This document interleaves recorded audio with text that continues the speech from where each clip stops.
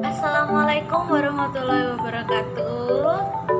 Kembali lagi dengan aku Septiana Sukinarti, salah satu mahasiswi dari Prodi Akuntansi Fakultas Ekonomi Universitas Islam Majapahit yang ada di Kota Mojokerto. Kali ini Septin akan mereview ulang mata pelajaran Audit 1 yang dosen pengampunya itu Bu Marisa Kanida. Review ulang ini kalian yang mendengarkan dapat paham lebih ya yang kita tahu tentang auditing apa sih? Ya, yang kita tahu sebuah auditing itu adalah kegiatan pemeriksaan yang dilakukan secara sistematis ya, manajemen perusahaan dan para karyawan atau buruhnya. Kok gitu sih? Pemilik pemegang saham itu berhak tahu atau berhak mengaudit tentang laporan keuangannya dengan alasan agar kita tahu fluktuasi atas keuangan perusahaan tersebut. Ya, kalau untuk para manajemen perusahaannya itu harus mengaudit agar tahu sebagaimana perusahaan tersebut atau karyawan-karyawannya sudah melakukan tugas dan kewajiban agar perusahaan tersebut maju.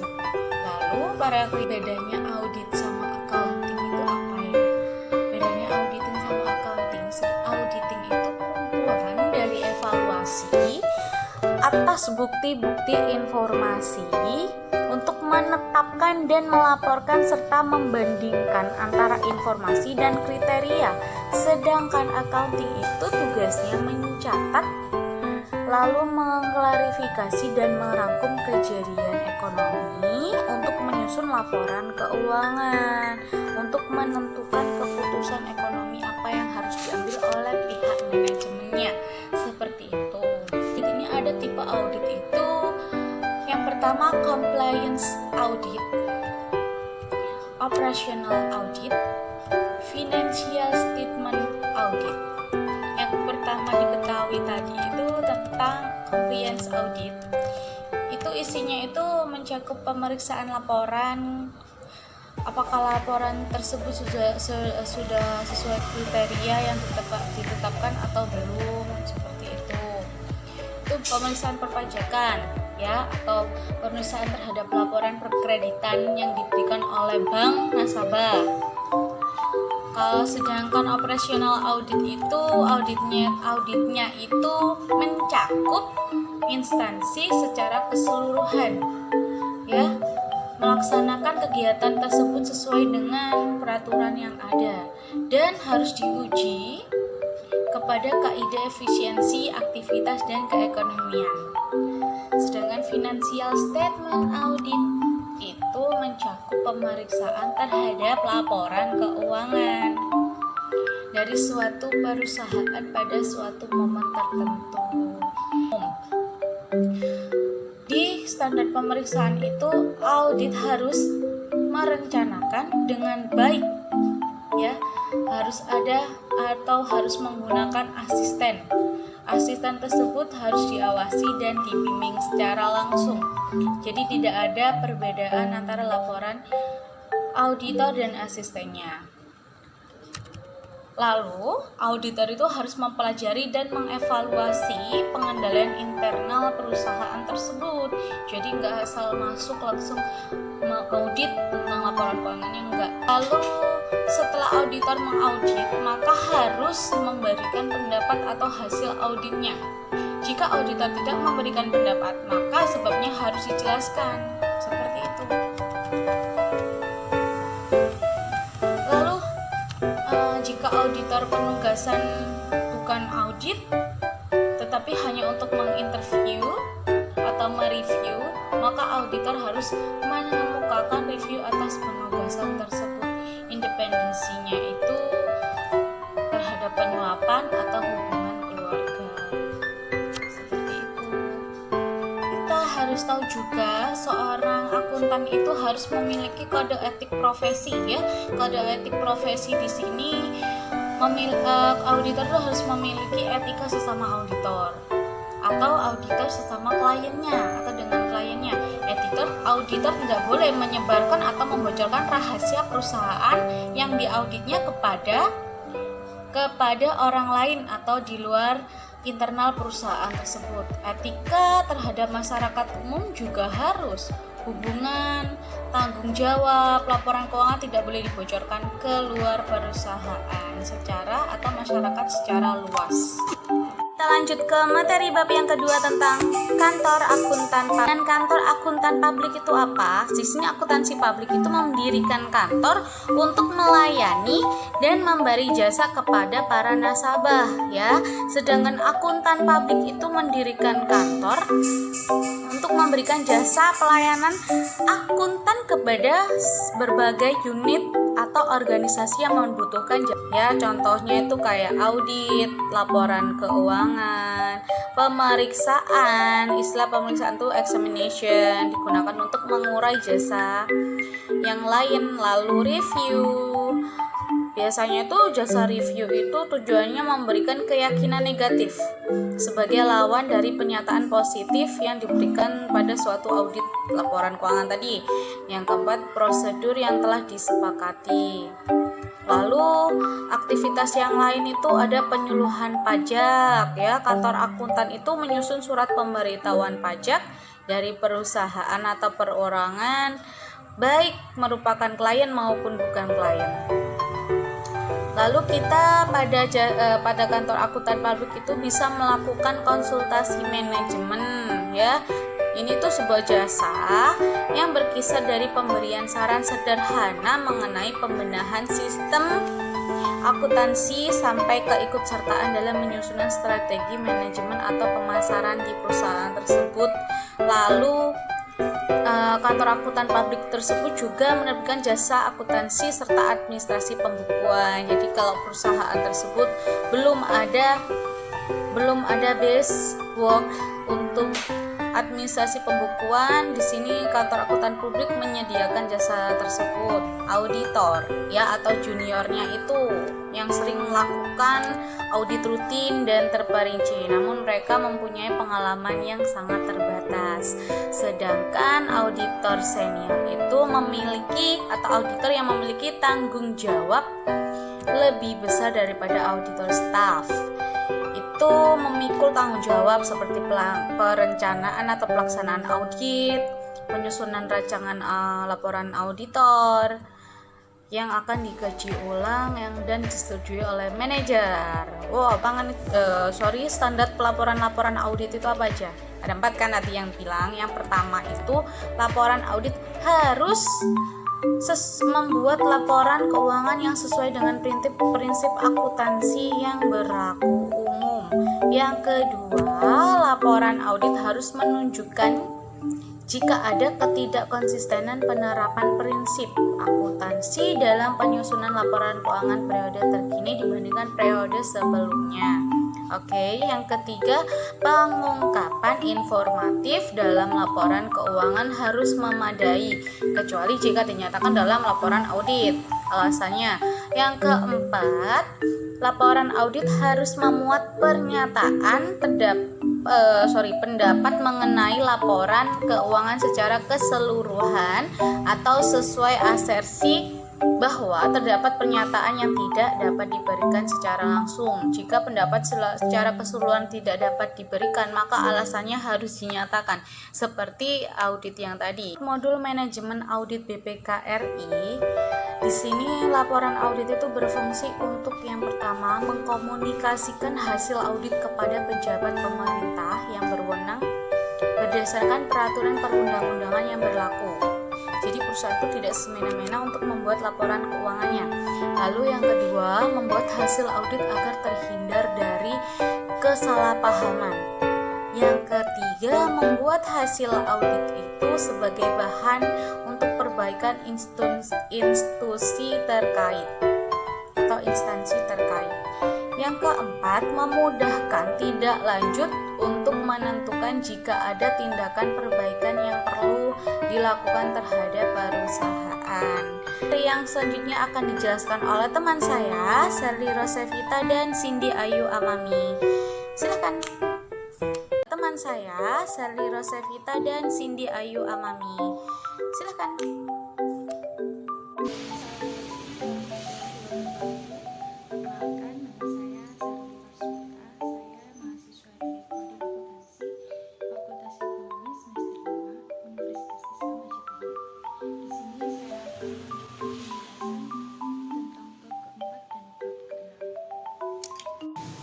Baik, di sini saya akan menjelaskan yang pertama bab 4, yaitu tentang profesi akuntan yang terdiri dari macam-macam profesi akuntan, manfaat akuntan untuk perusahaan, pedoman profesi akuntan, dan yang terakhir adalah tentang bidang-bidang akuntan. Berikut ada penjelasan yang pertama tentang macam-macam profesi akuntan. Ya, di sini macam-macam profesi akuntan ada 6, antara lain yaitu akuntan publik, akuntan pemerintah, akuntan pendidik, akuntan internal, akuntan syariah, dan yang terakhir adalah akuntan pajak. Untuk yang berikutnya ada manfaat akuntan untuk perusahaan, yaitu menghemat waktu, mampu mengatasi permasalahan akuntansi hingga paling rumit, menghemat anggaran, mampu memberikan nasihat dan saran bisnis, dan yang terakhir adalah ahli dalam perpajakan. Jadi itu tadi adalah manfaat-manfaat dari akuntan untuk perusahaan. Dan yang yaitu ada pedoman profesi akuntan. Ada kode etik akuntan yang memuat beberapa prinsip etika sebagai berikut. Yang pertama yaitu tanggung jawab profesi, yaitu di mana selalu menggunakan pertimbangan moral dan profesional dalam semua kegiatan yang dilakukan. Yang kedua yaitu kepentingan publik, yaitu wajib bertindak dalam kerangka pelayanan kepada publik, menghormati kepercayaan publik, dan menunjukkan komitmen atas profesionalismenya. Yang ketiga, integritas, yaitu di dalam suatu usahanya untuk memelihara dan meningkatkan kepercayaan publik harus memenuhi tanggung jawab profesionalnya dalam integritas setinggi mungkin. Yang keempat, objektivitas, berarti harus menjaga objektivitas, bersikap netral, dan bebas dari benturan kepentingan dalam pemenuhan kewajiban profesional. Yang kelima, kompetensi dan kehati-hatian. Yang keenam, kerahasiaan. Kerahasiaan ini berarti menghormati kerahasiaan informasi yang diperoleh selama melakukan jasa profesional akuntan. Yang terakhir, standar teknis, yaitu melaksanakan jasa profesionalnya sesuai dengan standar teknis dan standar profesional yang relevan. Yang terakhir yaitu bidang-bidang akuntan. Di sini ada 2, yaitu yang pertama akuntansi keuangan. Apa sih akuntansi keuangan? Yaitu akuntansi yang bertujuan untuk menghasilkan laporan keuangan untuk kepentingan pihak luar. Dan yang kedua ada akuntansi manajemen.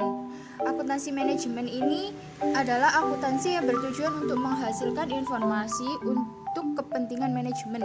Jenis informasi yang diperlukan dalam akuntansi manajemen di dalam banyak hal berbeda dengan informasi yang diperlukan pihak luar.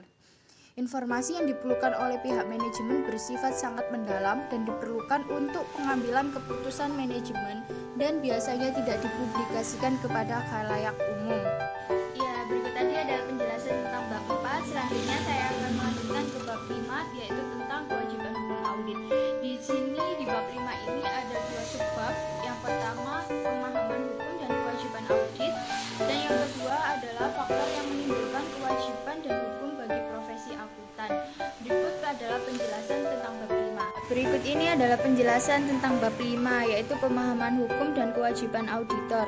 Penyebab utama tuntutan hukum terhadap kantor akuntan publik adalah kurangnya pemahaman pemakaian laporan keuangan tentang perbedaan antara kegagalan bisnis dan kegagalan audit serta risiko audit. Kewajiban hukum bagi seorang akuntan publik adalah bertanggung jawab atas setiap aspek tugasnya, sehingga jika memang terjadi kesalahan yang diakibatkan oleh kelalaian pihak auditor, maka akuntan publik dapat dimintai pertanggungjawaban secara hukum sebagai bentuk kewajiban hukum auditor. Yang kedua yaitu beberapa faktor utama yang menimbulkan kewajiban hukum bagi profesi audit, di antaranya adalah 1. Meningkatnya kesadaran pemakaian laporan keuangan akan tanggung jawab akuntan publik. Yang kedua, meningkatnya perhatian pihak-pihak yang terkait dengan pasar modal sehubungan dengan tanggung jawab untuk melindungi kepentingan investor. Yang ketiga, bertambahnya kompleksitas audit yang disebabkan adanya perubahan lingkungan yang begitu pesat di berbagai sektor bisnis, sistem informasi, dan sebagainya. Yang keempat adalah kesediaan kantor akuntan publik untuk menyelesaikan masalah hukum di luar pengadilan untuk menghindari biaya yang tinggi. Ini ada definisi mengenai kegagalan bisnis, kegagalan audit, dan risiko audit, yaitu kegagalan bisnis itu Kegagalan yang terjadi jika perusahaan tidak mampu membayar kembali utangnya atau tidak mampu memenuhi harapan para investornya karena kondisi ekonomi atau bisnis seperti resesi, keputusan manajemen yang buruk, atau persaingan yang tak terduga dalam industri itu. Yang kedua yaitu kegagalan audit. Kegagalan yang terjadi jika auditor mengeluarkan pendapat audit yang salah karena gagal dalam memenuhi persyaratan-persyaratan standar auditing yang berlaku umum. Yang ketiga adalah risiko audit. Risiko audit adalah risiko di mana auditor menyimpulkan bahwa laporan keuangan disajikan dengan wajar tanpa pengecualian, sedangkan dalam kenyataannya laporan tersebut disajikan salah secara material. Berikut tadi ada penjelasan tentang bab 5. Di sini saya akan melanjutkan penjelasan untuk bab 6. Bab 6 ini tentang tanggung jawab audit. Di bab 6 ini ada 2 subbab. Yang pertama tanggung jawab auditor dan yang kedua tujuan pengaudit laporan keuangan. Untuk yang pertama tanggung jawab auditor yaitu menjalankan audit agar mendapat informasi apakah laporan keuangan telah bebas dari kesalahan saji atau kecurangan. Yang kedua, tujuan pengaudit laporan keuangan. Nah, ini bertujuan untuk memberikan suatu opini atas laporan keuangan, apakah laporan keuangan tersebut telah disajikan secara wajar atau tidak. Apakah laporan posisi keuangan arus kas telah sesuai dengan prinsip akuntansi yang telah berlaku di Indonesia. Sekian penjelasan dari saya untuk bab 4, bab 5, dan bab 6. Untuk selanjutnya akan disampaikan ke pemateri berikutnya. Saya mohon maaf apabila ada kekurangan materi, kesalahan kata. Wassalamualaikum warahmatullahi wabarakatuh. Giliran saya. Sebelumnya perkenalkan, nama saya Sinda Ayu Amami dari Prodi Akuntansi Sore semester 5 Universitas Islam Majapahit. Di sini saya akan melanjutkan dari teman-teman tadi mata kuliah auditing. Saya akan menjelaskan tentang bab 7, bab 8, dan bab 9. Berikut cuplikannya.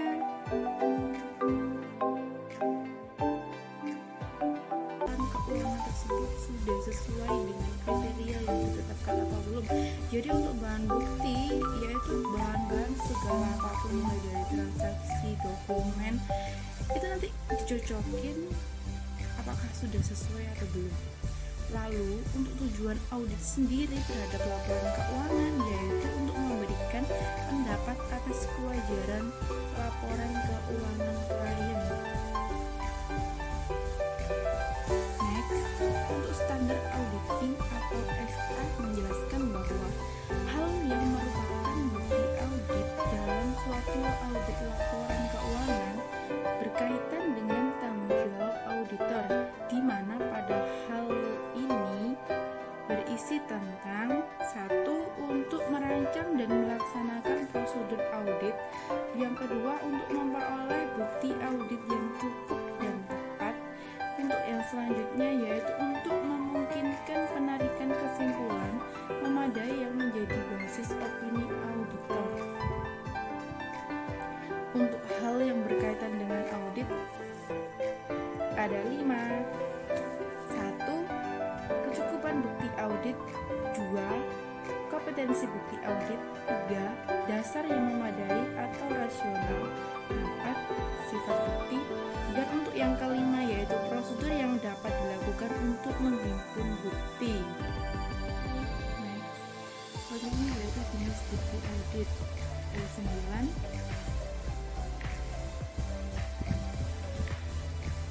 Untuk pengertian jelasnya bisa dilihat pada dalam bukti audit ada kecukupan bukti audit serta kompetensi bukti audit. Apa sih itu?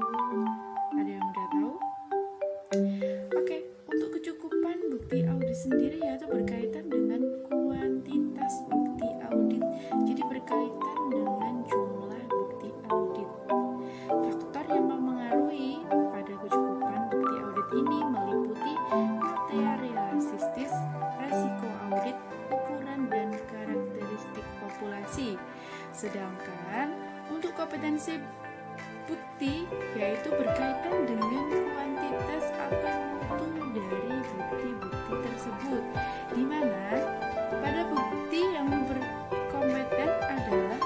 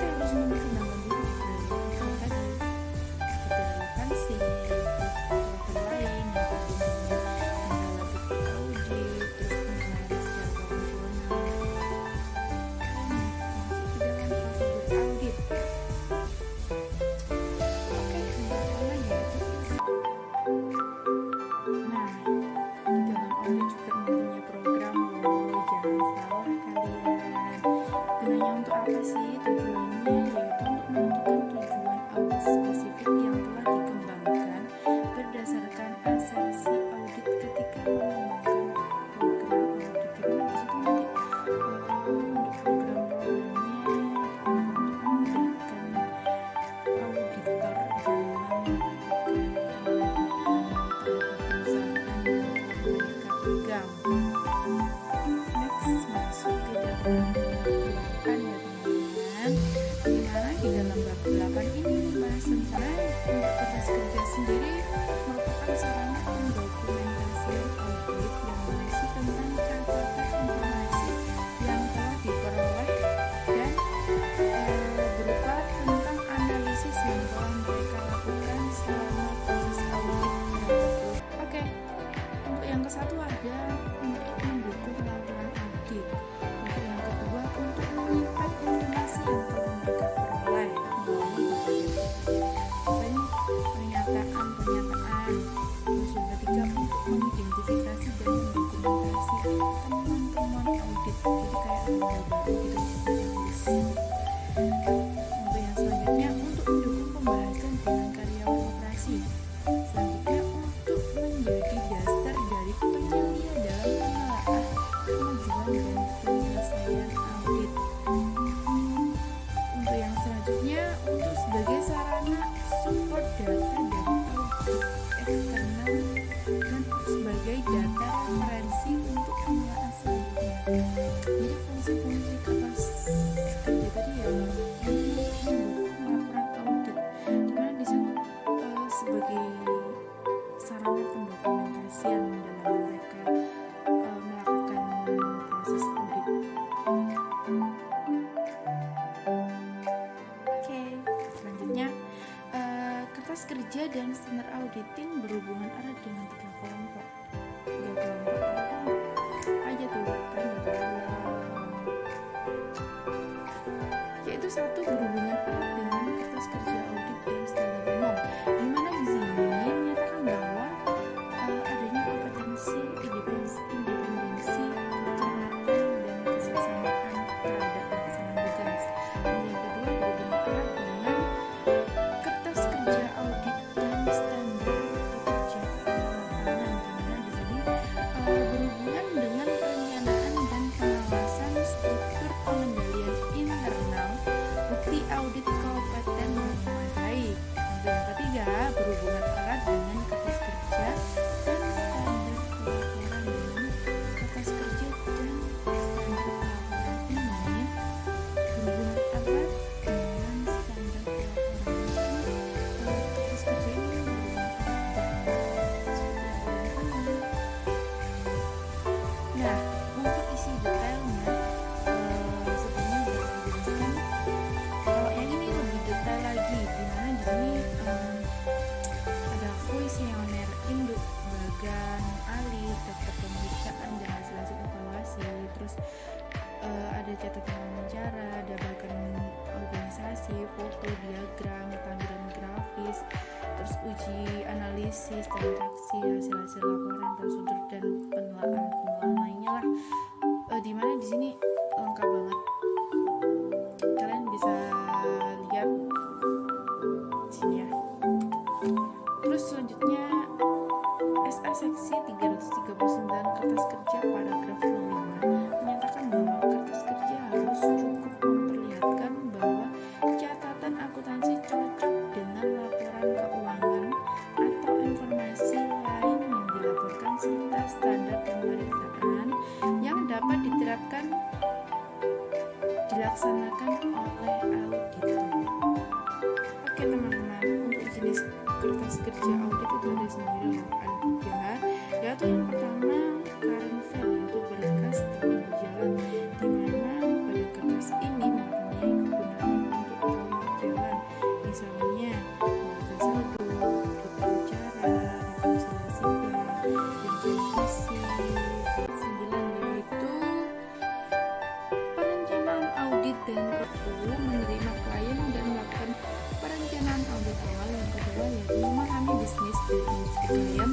Yang ketiga menilai resiko bisnis klien. Itu auditor melakukan penilaian risiko terhadap bisnis klien. Apakah ada risiko? Lalu untuk yang keempat yaitu melaksanakan prosedur analisis pendahulu melakukan analisis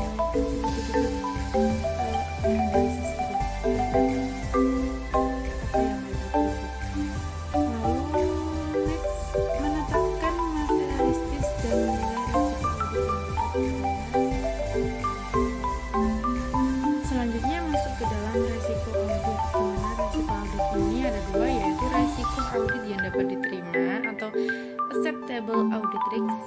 Yang kedua yaitu dijelaskan untuk resiko audit yang dapat diterima di sini tuh di mana resiko ini terdapat ukuran seberapa besar auditor bersedia menerima bahwa laporan keuangan akan salah saji secara material. Sedangkan untuk